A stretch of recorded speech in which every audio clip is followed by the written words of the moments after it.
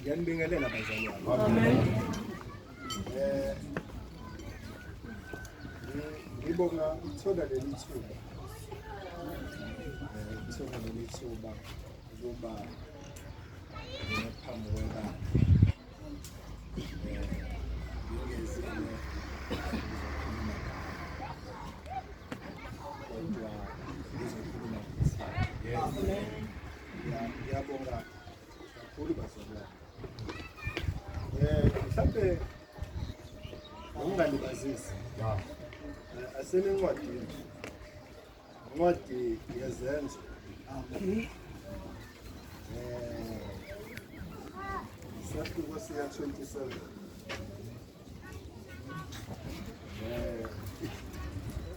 izobamba lapha nje ivesi ibe 26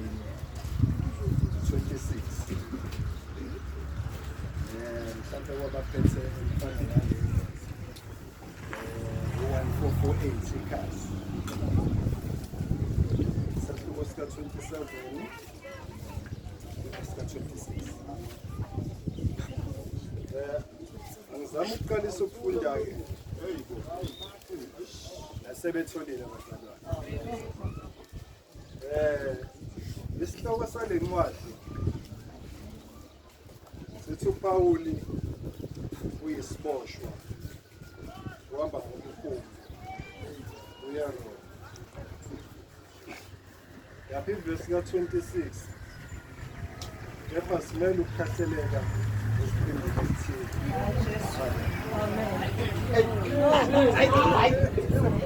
Sibambe Baba uNkulunkulu namanye uThixo wethu ongolela lapha. Kanti ilizwi lakho ebenzi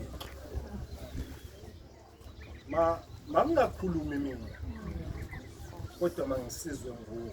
Amen. Ngikhulume okufiswa nguwe. Ngiyeke yami intando. Amen. Ngiba nami ke phambi kwalobuso bebandla uNkulunkulu namanye. Mangisizwe nguwe kukho konke. Kwelihle igama lomfowethu Jesu Kristu. Amen. Ilona ke lizwi bazalwane. Hayi. Engizokhuluma ngalo. Bese ngihlala phansi. Ithi ingqondo yami isihloko sithi uPawuli uyisiboshwa uhamba ngomkhulu uya eRoma. Bese ngivukelwa into ethi mhlawumbe kube kwakuthiwa fresh siphi isihloko sale ncwadi. Ngangiyothi uhambo lukaThixo ngayo umpostoli Pawuli. Ngoba ngiyavama ukuthi uThixo avele nje athi suka la entozoma ulibangise eMaritzburg bese engasho lutho laphakathi usasohambweni. Hayi ngoba engazi ngoba umnikazi wohambo uPawuli. Mhlawumbe le ngoma nje kancane ngizoba mkhushane kakhulu ngoba nexesha selimukile.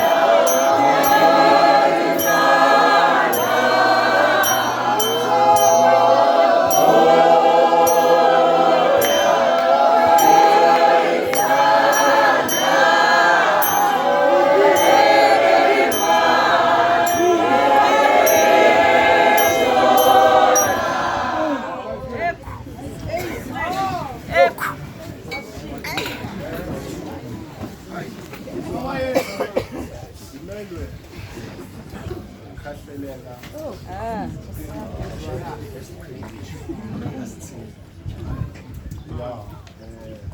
Usho njalo umpostoli uPawulu.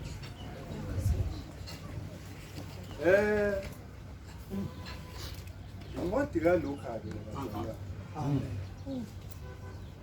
Okungeyesibili. Ngabe ibhalela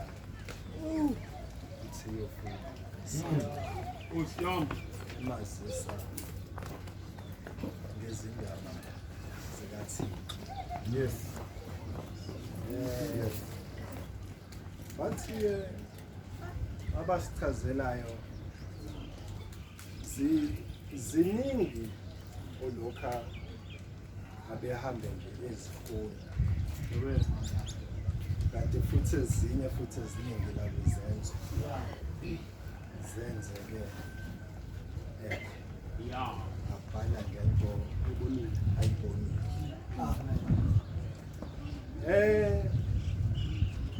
Umpostoli Pawuli emva kokuba ephendukile. Yes. Lithi iBhayibheli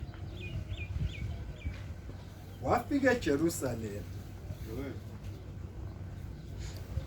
Wathi uma efika eJerusalema wafika nevangeli elizokhubekisa abaJuda. Yes. Wathi uma eseJerusalema ngenxa yevangeli ayeza nalo bahlangana ubuholi baseJerusalem. Amen. Buhlanganela ukuthi madoda singenze njani? Amen. Singenze njani ukukadalela ivangeli likaPawulu? Athi mehlanganisa amakhanda aphuma nesu. Athi maphuma nesu athi madoda asithi athi amaJuda asezizweni angekho eJerusalem. uPawuli ufundisa okuhlukile nalokhu esikwaziyo.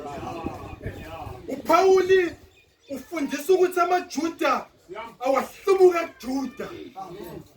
Futhi uPawuli ufundisa abantwana babaJuda ukuthi abangawagcini amasiko obuJuda. Yes. Basabema ngalokho ngenhloso yokuthi uma simbambile sambophe eJerusalema sizoba namandla futhi okumbulala ukuze ivangeli ezanalo lingezosabalala. Ngubeni. Amen. Yafinyelela le ndaba kulamaJuda amanye akade esezizweni ezinye. Sikhumbule into eyodwa ukuthi uPawuli ungumJuda. And uPawuli ungumJuda ubewagcina amasiko obuJuda ubengafihli ukuthi umJuda noma ngokuzalwa engowaseThasu laseKilikiya ngaphansi kweprovincial yobuRoma.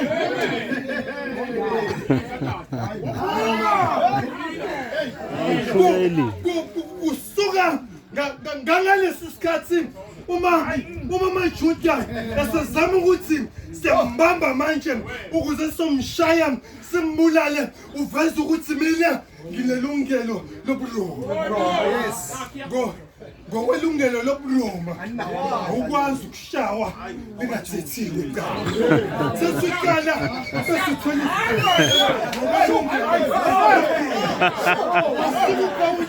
Wafeza leyo nto.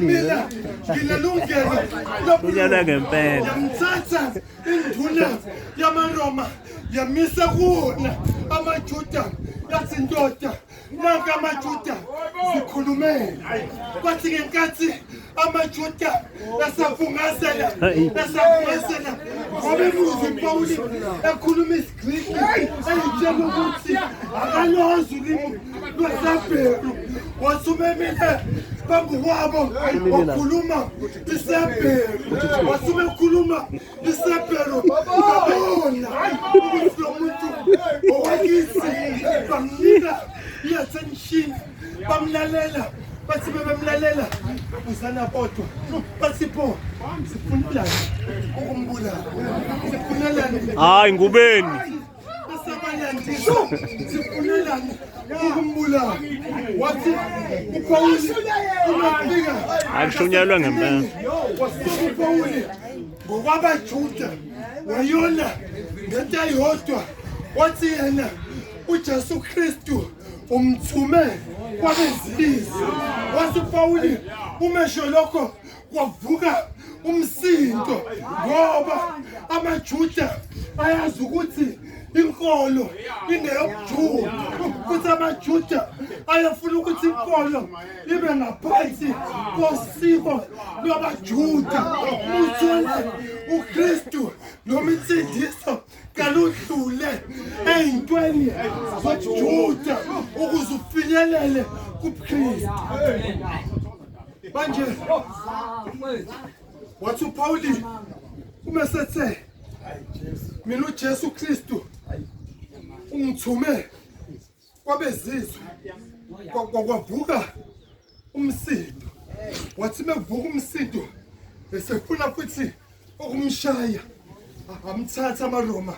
amthatha amaRoma ngoba abaJuda ayiqindezela ukuthi icala lakhe alithethwe eJerusalem ngoba ayazi ukuthi amaJuda eJerusalem azoba namandla phezu kwakhe futhi azokwazi ukuthi ambulale wasuka uPawuli esebenzisa ilungelo lobuRoma wathi uPawuli hayi madoda ngokwelungelo lami icala lami alihambe liyothethwa kuKesari eRoma lothethwa uKesari amthatha amaRoma amlondoloza ekamo labaRoma wathi uPawuli ngale nkathi ehleli ngithe uma ngizokhuluma ngathi uhambo lolu ngolikathi ngoPawuli akulona elikaPawuli kodwa uhambo elikaThixo ngoPawuli wathi ngalesi sikhathi esalondolozwe ekamo lamaRoma ngobusuku obulandelayo wabonakala uJesu kumpostoli Pawuli emqinisa emisa isibindi wathi ndoda njengoba ukwazile ukufakaza ngami eJerusalema umele uyofakaza ngami nakuKesari ngoba kwenzeki uma sesithathu hayibo uthi kanabonakala ukuzosiqinisa kubulale uJoshua umezothatha uhambo after Mose esedlulile wabonakala uThixo othilisa umuntu ohambeni lakhe wathi Joshua angikuyalinda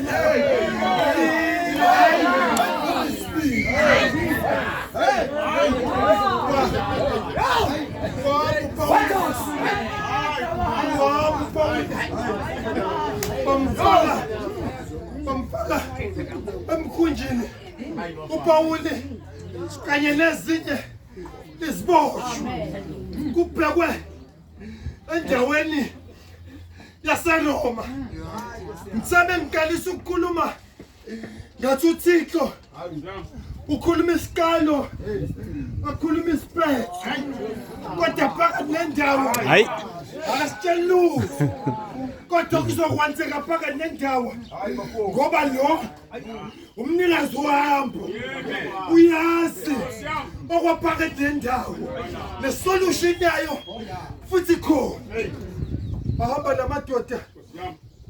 ahamba namadoda ngomkhumbi useyasuka uPawuli uthi ubiza induna uthi lolu hambo liza kuba nengozi wathi uPawuli umasho njalo lithi iBhayibheli induna yathemba umshayeli womkhumbi kulamazwi ashiwo uPawuli ngoba ikhona lento mfethu sikudu usethi njoba ibandla lihlangene linje afike uNkulunkulu athi mafike uNkulunkulu afike asebenze ngomzalwane nje afike ngomsebenzi ngomuntu ekulindele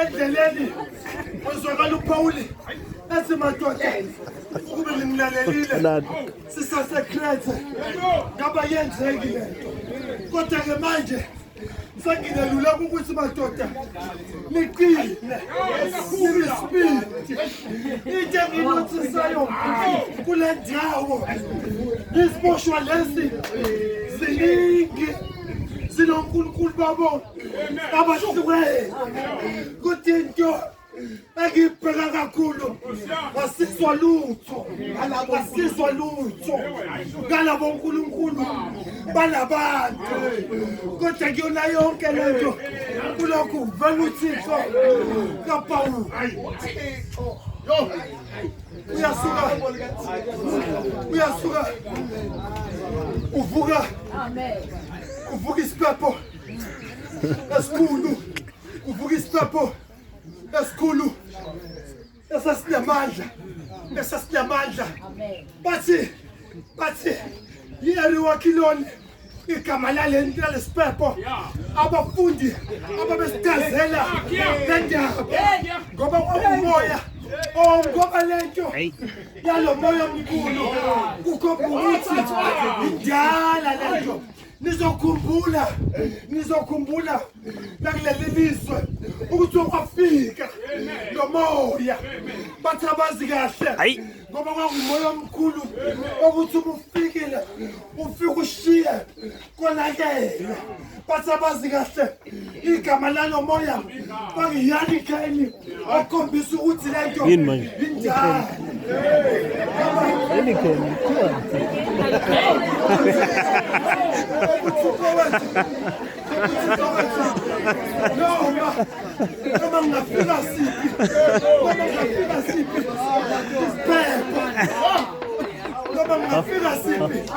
isiphepho beqalile-ke labafana bana kodwa uThixo wethu uyabonakala phakathi kuleso siphepho esizibukelayo.